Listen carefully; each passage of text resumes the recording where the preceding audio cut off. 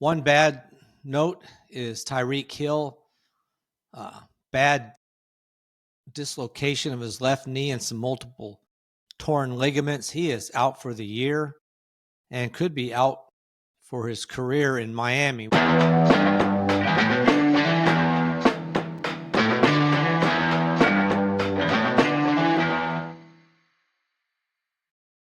Welcome to Just the Stats NFL, the show that covers the NFL statistical leaders from the all-time greats to the current players leading the NFL. I'm Ernie Jennings, your host. And in this podcast, we'll be looking at the game between the New York Jets and the Miami Dolphins. Close game in some ways. The final score was close, but the Dolphins, I feel like, had a handle of this game pretty much the whole way through. So we will talk about it going into this little short podcast here. One bad note is Tyreek Hill, bad dislocation of his left knee and some multiple torn ligaments. He is out for the year and could be out for his career in Miami. We'll see what happens with him. If he's worn out his welcome there and he's done. So it's unfortunate for him. From what I understand from the surgery, he should be able to play next year at the start of the season. But for who and at what level, be interesting to see. All right, let's look at the top 10s in this game. And it's Miami. One of them does include Tyreek Hill. But for Miami, Mike McDaniel has been trying. This was his fourth attempt to tie Tony Sparano for fourth all-time in wins for the Miami Dolphins. Finally got that win, and he moves into a tie with Tony Sparano with 29 wins. Next up for him, and I'm sure he'd be thrilled if he could do it this year because he needs 7 wins to tie Jimmy Johnson for third all-time with the Miami Dolphins. He really needs that. I just don't even know if he'll be around next year for the Miami Dolphins as their coach. We'll see. Now, one other top 10. Actually, there's a couple of them, but they both include Tyreek Hill. First one is in total receptions. Tyreek Hill needs 4 receptions to catch Devontae Parker in total receptions to move into 8th place. Ty, one more than that, he would move into 8th all by himself. He was able to get 6 receptions in this game. He now has 340 to pass Devontae Parker by 2 receptions. I would tell you who's up next, but unfortunately, like I said, he is done for the year. Now, also in yards, most yards for Miami.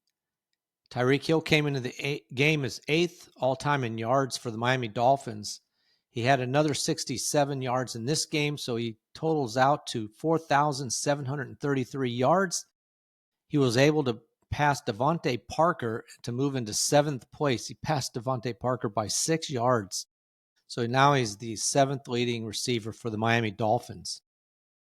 Really, he was well over halfway of catching Mark Duper, but like I said, the speculation is he will not be around next year for the Miami Dolphins. All right, let's look at the numbers in this game. Like I said, close game in some ways, though.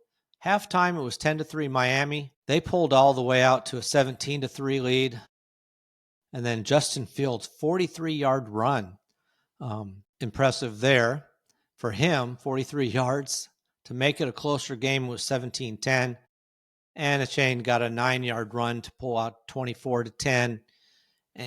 One more touchdown by late in the game, late in the fourth quarter.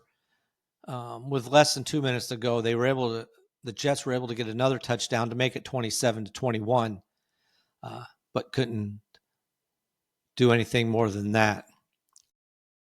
All right, let's look at some of the other numbers in this game. Full net yards for the Jets, 404. Miami had 300.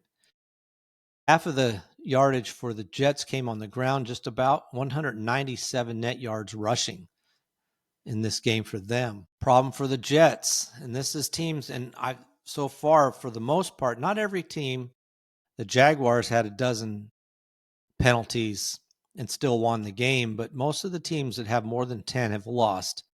The Jets the same way. 13 penalties in this game for 101 yards. You're just killing yourself with that 100 yards of penalties. That's too many. Another negative for the Jets, 3 fumbles lost in this game. 3 fumbles, and they were all taken away by Miami. That killed some momentum for them as well. Those are the 2 biggest stats, the penalties and the fumbles. Game otherwise was fairly close. Time of possession, almost 31 minutes for Miami and just over 29 for the Jets. So pretty close as far as that goes. Now, looking at these quarterbacks, they both did fairly well in this game, honestly. Justin Fields looked good coming back and starting this game. 20 completions on 27 attempts for 226 yards, 1 touchdown, 0 interceptions. He was only sacked 2 times. He had a quarterback rating of 111.0, so good game for him. Tagovailoa, 17 completions on 25 attempts for 177 yards. He had 2 touchdowns, no interceptions, and he was not sacked at all. Had a quarterback rating of 114.9. So both quarterbacks had decent games here. Now looking at the running game, and maybe this would be where they did the best for the Jets. Justin Fields, 7 carries for 81 yards. Same amount of yardage as Breece Hall, but Breece Hall took 14 carries to get to his 81 yards. Justin Fields did have that 43-yard touchdown run. Only touchdown on the ground that the Jets had.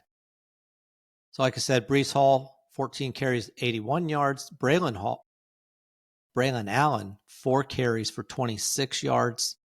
And then Isaiah Davis, 3 carries for 9 yards. So they almost had 200 yards rushing for just over 7 yards per carry in this game. Now for Miami, Devon Achane had a good game, 20 carries, 99 yards, and a touchdown. Averaged almost 5 yards a carry. Ollie Gordon did get 6 carries, but only 10 yards. So he's definitely the backup here. Malik Washington, 2 carries for 8 yards. Tua had 3 carries for 6 yards.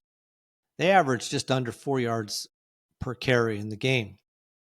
Looking at the receivers, well, obviously Garrett Wilson's still the number 1 guy. Good game for him.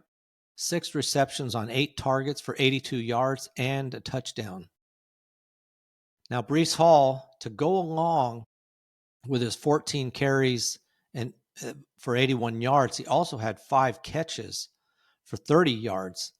So he had the ball 19 times for 111 yards. So not a bad game for him. Those are the top 2 receivers.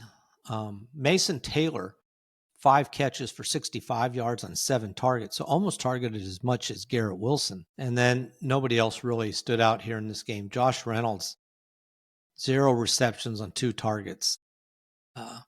It really was those 3. No one else had more than 2 targets in this game other than Taylor, Hall, and Wilson.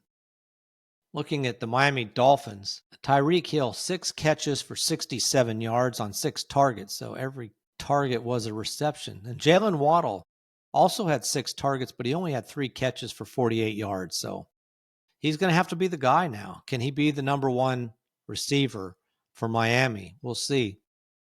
And we finally saw sight of Darren Waller, their tight end from Miami, 3 catches for 27 yards, and 2 of those were touchdowns.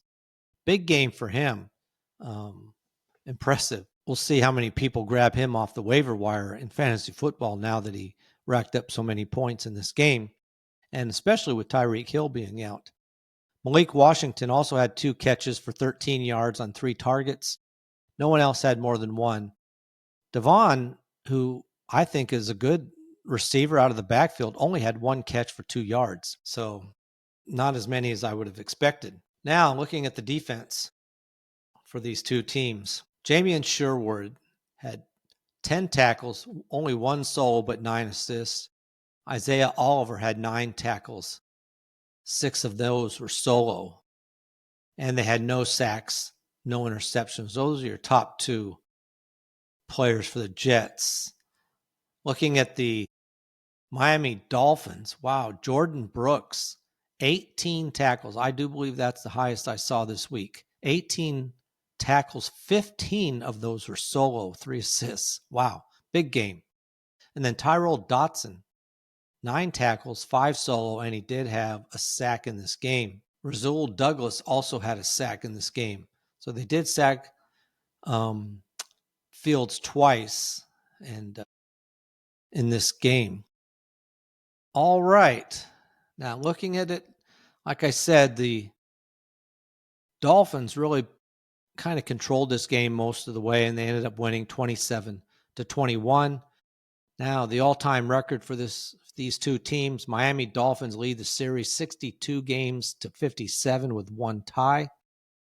Next up for the Jets are the 1-2-1 Cowboys. So we'll see if the Cowboys can get to 500 or if the Jets can finally get a win. They're 0-4. Maybe they can get a win against the Cowboys, who are coming to New York to play. The Dolphins go up against the Carolina Panthers in Carolina. They're both 1-3, so somebody is going to push themselves closer to the 500 mark. We'll see who it is. I doubt it. There's another tie like there was between Green Bay and Dallas. All right. That is a wrap for the game between the Dolphins and the Jets. Appreciate you listening. Please like and subscribe. You can find me on YouTube at Just the Stats NFL, also on your podcast sites, Apple, Spotify, any of your podcast apps. And you can contact me at justthestatsnfl@gmail.com. Appreciate you listening. And that is a wrap for this episode, and I'm out.